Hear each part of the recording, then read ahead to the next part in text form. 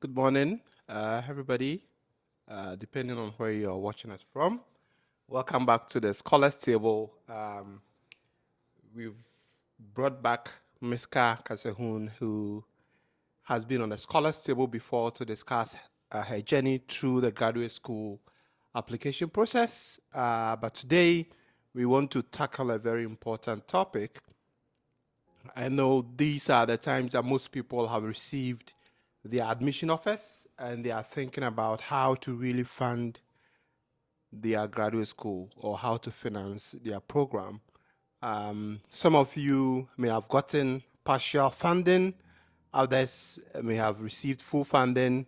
There are some with absolutely nothing from the schools.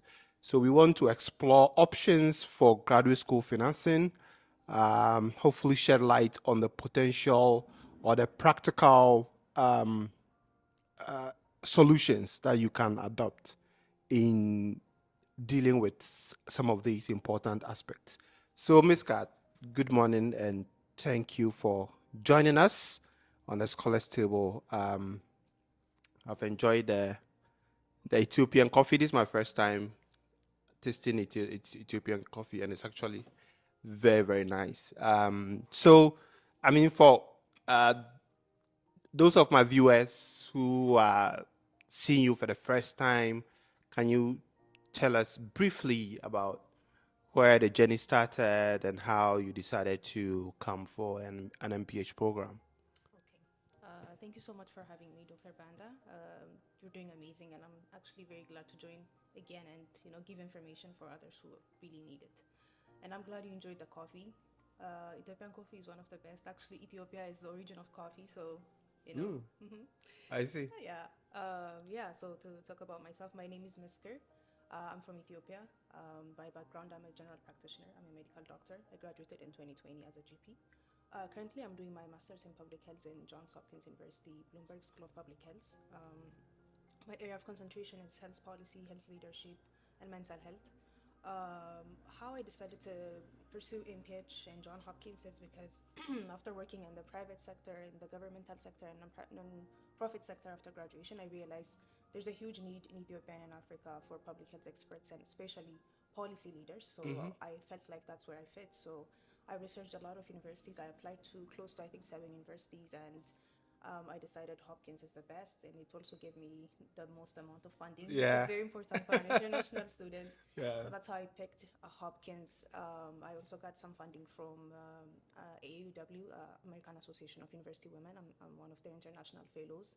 Okay. So because of that, my tuition fee is covered, and that's how I managed to get here. Besides that, yeah, I'm also a professional model, and I've represented Ethiopia in different platforms, and I use that to talk about mental health and use professional development. I believe in the power of social media and Hmm. in such type of platforms, so I try to come out and talk about different things that I care about. So besides my MPH and medical journey, that's a little bit about me. And again, thank you so much for having this, and thank you for doing this. Sure, sure. Thanks, Yeah. thanks for introducing yourself again to our viewers. I want us to dive straight into what we want to talk about today. So when you were given your admission letters, you made mention that scholarships was a very key or critical component of your decision making process. How much did you receive from Hopkins as a scholarship or as institutional funding? How much did they give you? So initially, I got around one fourth of their tuition fee. Afterwards, because I got an external funding and because they have a matching program, they so the first one I got is the Dean Scholarship. Then when I got Which was how much? it's $36, $36,000. 36,000. Yeah. Okay. After that, I got the 20,000 from AUW as an international fellow. So they Okay. matched that, which made it 56. So 56 is how much I got from Hopkins. Okay. So 56 plus 20 from AUW, almost close to all my Yeah, that tuition fees covers your covered tuition. the Okay. tuition. Yeah. So you got 56,000 from Hopkins and 20,000 from the other institution. And I think something that is very strategic that people oftentimes don't know about is that if Hopkins gives you a scholarship, say 30,000, and you're able to show commitment that you've had external funding of this amount, Hopkins says you're going to match up that funding to up to $25,000. Yeah. So I think that is also a very unique opportunity that Hopkins is giving to those who are really keen on um, coming to graduate school. So I know, like, graduate school journey is not only about the tuition or only about the school fees. You also have to think about living expenses, which is a huge component. Comparing our expenses in Africa and elsewhere to the US, you can see that there's a huge difference. So I know Hopkins typically will say living expenses you need in excess of maybe $25,000. Your health insurance, other things are all cost that adds up. How did you? What mechanisms did you thought of to offset these gaps that existed? Yeah. So, as anyone, first I thought maybe I can cover it, but that's almost impossible because when you convert like African money to dollars, it's almost like nothing. So, Yeah. I realized I cannot use my own funding. I also realized I cannot be fully dependent on family, even though I have family that wants to support me that's here. I also don't want to be, a burden, and Yeah. I want to be self-sufficient. So I considered using family, but then I also thought about work. But then, as an international student, we can only work 20 hours per Yeah. week, and that's a very small amount of money. Probably the most you can get per hour is 25 if you're lucky. Most of Yeah. us get paid 15 to 20 dollars per hour for 20 per hours a week, and that is not enough to cover Yeah. rent, groceries, transportation. So finally, I talked with my mentors and with students who are already in Hopkins, and they suggested loans, which a lot of them have done. At first, I was really scared. I was like, loans, and then when you hear about the amount and the interest, and Yeah. then we were talking about this earlier, like when you convert it to Ethiopian money, this is like in millions, and how am I going to be in debt and to another Yeah. country in such amount of money? But Yeah.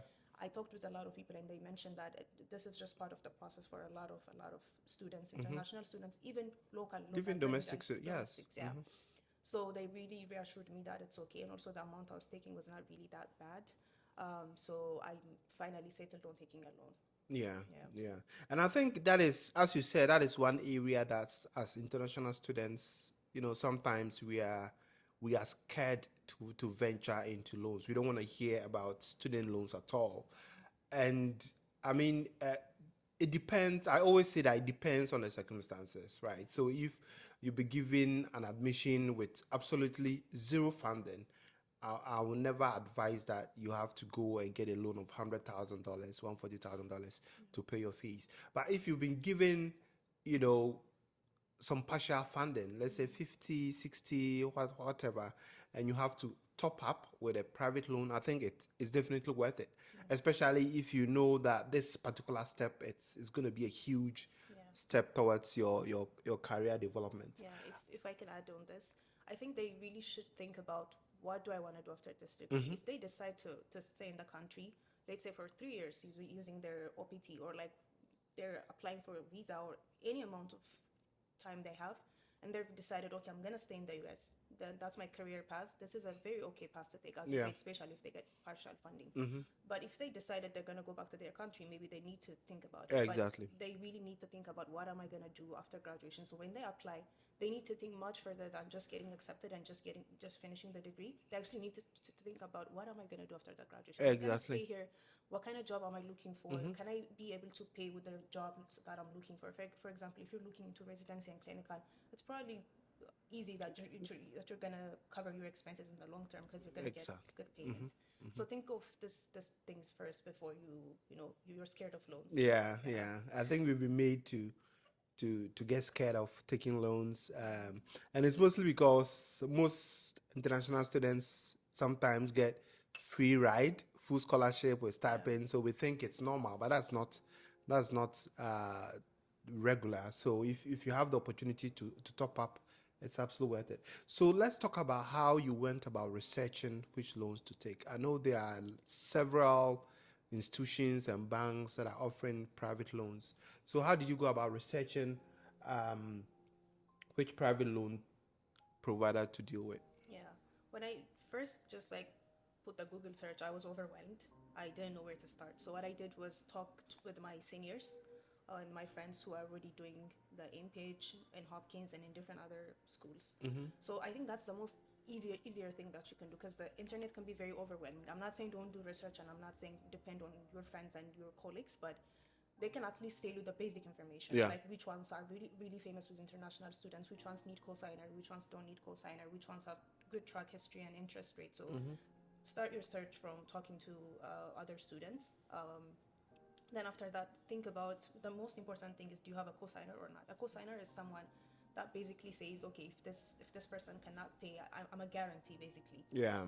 So you need someone that is of a U.S. citizen, that is probably your family, that is gonna sign for you and say, I can guarantee that this money can be returned. So think first, do I have a cosigner? It's much easier if you have a cosigner, Yeah. especially someone with a good credit score. So think of who can help you. So first of all, aim for to have someone as a cosigner. If not, there are of course many options where you, as an international student, you can get loans without cosigners. I think the most famous one is uh, sorry, I forgot its name. Empower. Empower. Yeah, Yeah. Empower is the most Yeah. famous one. So look into your options. So first decide, do I have a cosigner or not, and then look into those options. The second thing that you really need to look into is the interest rate, because based on your cosigner, your interest rate can be different, and based on Exactly. the amount you're taking. Yeah. So check all of your options and see which one has the lowest rate. And then again, also check in how long you're gonna repay. So for example, for me, it's important that I pay in a very short time, because the amount is small, and I also don't want to be in debt for a long time if I have the ability. So think of like how many years do I want to be in debt, or like how do I want to repay this money, so how much years you're taking, and then think about the track record of the organization. Some of them are really famous for a reason, and some Yeah. of them are not really famous for a reason, so they're very professional. For example, the one I'm taking, I'm not promoting anyone, but Yeah. I'm just talking about my experience. I took mine from Ascent Funding. Their Okay. process is very easy, straightforward. I had a cosigner, and their process is very easy, straightforward. Their customer support is really good. So think of all those things that makes your life much easier, and that you don't have to go through any hassle. So do your research, talk to students. That really makes it easier. Yeah, yeah, and I think one key thing to also highlight is that, as you rightly said, so in the US there are typically two options. As an international student, you can have a loan with a cosigner or a guarantor, or a loan without a cosigner, and your interest rate will depend on these factors. If you're going in without a cosigner, it's most likely your interest rate will slightly be higher because the risk is high. And if you're going in with a cosigner, the cosigner could be somebody who is a citizen or someone who is a permanent resident.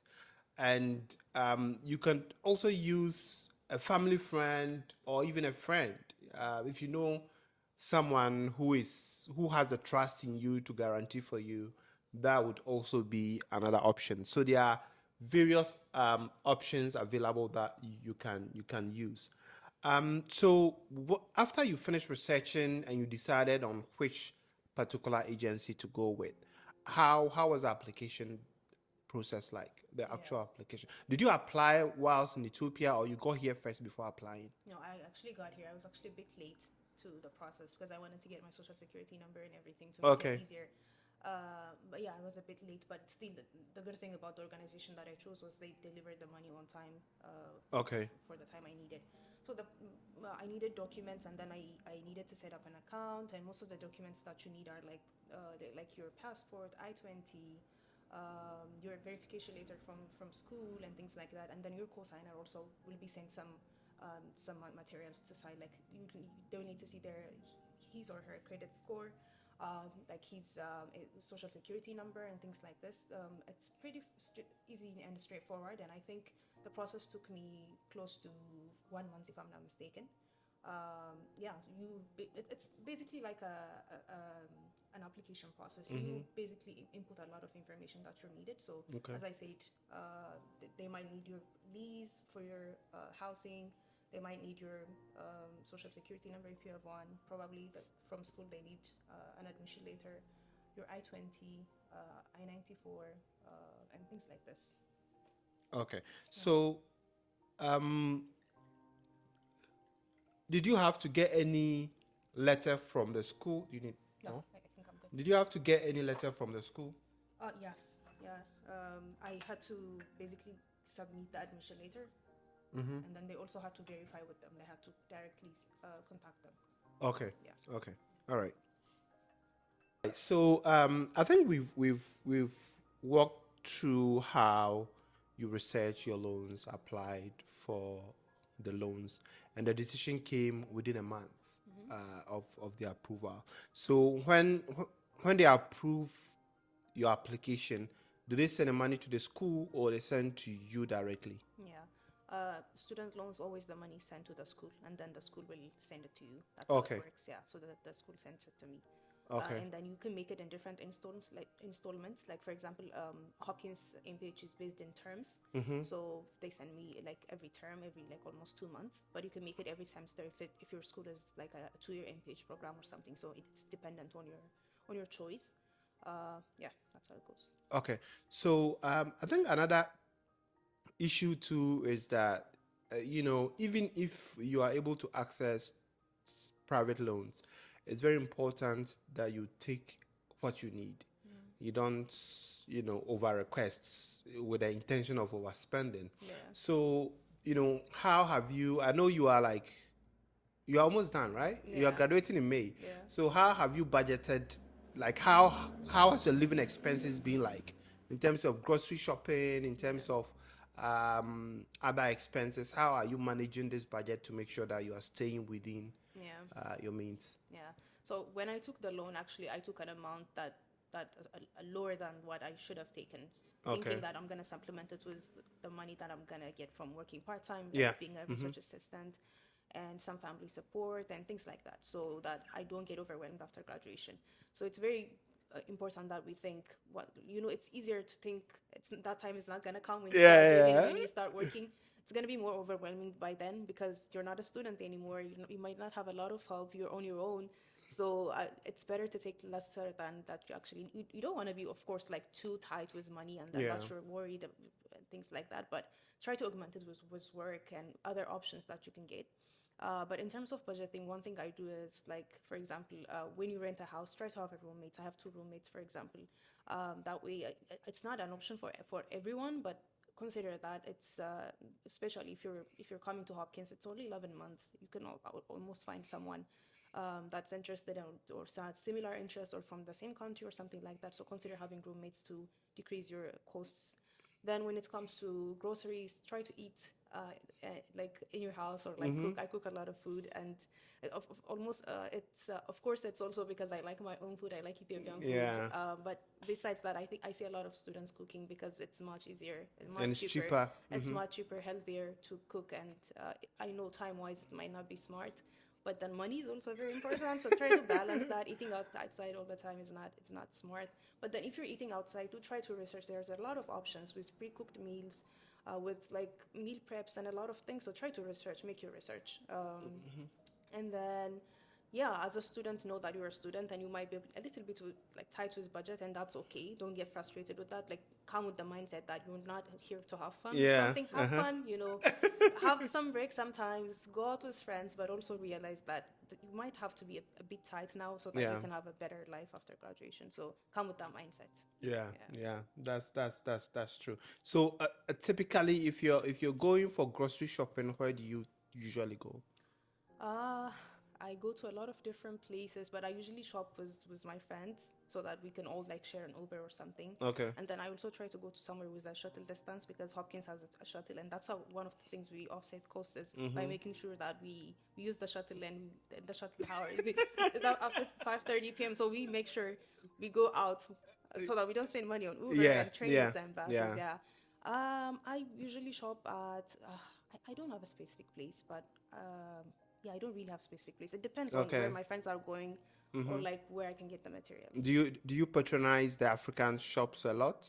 I do actually. The Ethiopian market, I go there a Okay, lot to there's an get my Ethiopian injera. market here. Yeah, there's like two. I go Oh, I there see. almost every week. Yeah, so I get my injera from there. I go to Aldi, to Whole Foods to get my fresh produce, Okay. and then that's how I make my money, my food, basically. And also, one thing you can do is if you're coming from Africa, bring your own food, like like pre-cooked materials, like the like for example for me, I'll bring like berbere, shoro, these things that I can make food. So Okay. bring a lot of food materials because that's much cheaper when you bring it from there. You can also get it here, but it's It's expensive expensive. here, Yeah. and also Yeah. it's It's much better if it's the outrageous. original one. So yeah, that's one good advice actually. That's in terms of budgeting. Bring food from back home, especially those that can stay For for a long. long time Yeah. in the fridge or something like that. So yeah. Yeah. Okay. All right. So, viewers, you've gotten access to free advice on how to live within your means in the US. You don't have to come with a mentality of coming to overspend or coming to spend what you don't have. Um, I want us to talk about like general advice. So for students who have gotten admission and they're contemplating how to fund their program, what advice would you offer them, especially for those who are considering maybe financial like private loans for example? What advice would you offer them? Yeah, I would say first of all, exhaust all your means before going to loans. Make sure maybe your employer might be able to fund you with some kind of arrangement for you to come back and work for them. Maybe your government has something. So try to search everything that's possible. So exhaust all your means before going to loans. And then when you think about loans, I don't want people to get scared. I was telling you this. I was very scared. Like everyone told us, oh no, you don't have to take loans. Like it's just like the worst thing you can do because you'll be in debt. That's not true because you're coming here to live within the system, so you have to Yeah. work within the system, right? So research well, and loans are not something to be afraid of, especially if you've found some type of scholarship. It's good to augment it. So make your research. Loans are not the worst thing to do, but that check about the amount. Like if you're taking all of your tuition and living expense, maybe that's not the Yeah. best Yeah. idea. So research and talk with other students, especially those that have graduated, those that are already in school, because the system also changed a lot. If you talk to someone who graduated 10 years back, he or she might not be the best answer, but someone who's right now learning, like for Yeah. example me, if you approach me, I might have a better idea than someone who graduated 5 years back. So talk to your friends who are already in the program. If they're not your friends, if you don't know anyone, reach out on LinkedIn. People are very happy to help.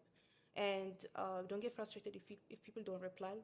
Send a message to 5 6 people and then someone will reply. So Yeah. depend on researching, on networking, and also I think watching videos like this where people actually talk about their experiences.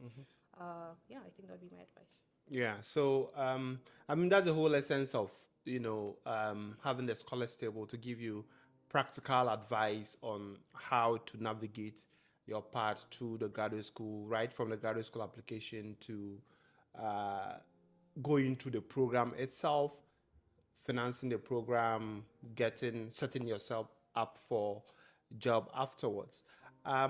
So, I mean, we've talked about all these. What are the future plans? And as you said, any loan that you're taking, you should have it at the back of your mind that how does that fit strategically in my future career? So, how is this loan going to help you, or has this loan changed your mindset in terms of which career options to take, or are you now being like very very um, strategic about exactly where to go in order Yeah. to make to make sure that the return on investment is worth it. Yeah, definitely. This affects my decision on what type of jobs I pursue. So we all have like passions, and then there's reality. Yeah, yeah. Like maybe the kind of work that I want to do might not give me that much financial freedom or Yeah. financial,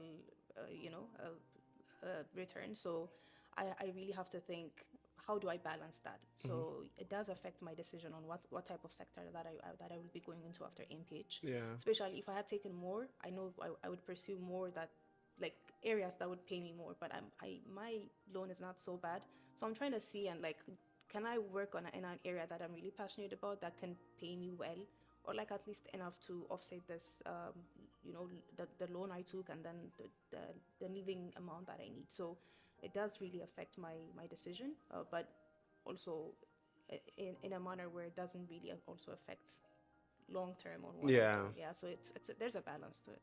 Okay. Yeah. Okay. All right. So, folks, there you have it. I didn't want this to be a very long conversation. We're just giving you straight to the point, practical approach that you can use yeah, in your journey to graduate school. So I know you're also very active on LinkedIn and you have a YouTube channel. So perhaps you can tell our folks where they can get in touch with you in case they have any questions or they want to see more of your content. Yeah, I think you'll attach my link for LinkedIn and YouTube on the post. But yeah, you can search for Misker Kassaun, Misker and Kassahn on LinkedIn and YouTube, and you can just send me a DM, and I might not reply very fast, but I'll reply Yeah, eventually, and I might refer you to something that you need. So I'm happy to help with anything, especially I know the stress of when it comes to funding yeah, your school. So yeah. happy to help with that. Yeah, Especially for international students, yeah, the struggle is real, it right? really is real. Yeah, Okay, all right. So thank you so much for hosting me. I was gonna say thank you for joining me, but yeah. thank you for hosting me today. Welcome. It was fun having this conversation. So if you're new to the Scholars Table, make sure to subscribe on my YouTube channel, Dr. Banda Khalifa, or give me a follow on Twitter or X, and then on LinkedIn as well. See you in the next one. Bye bye.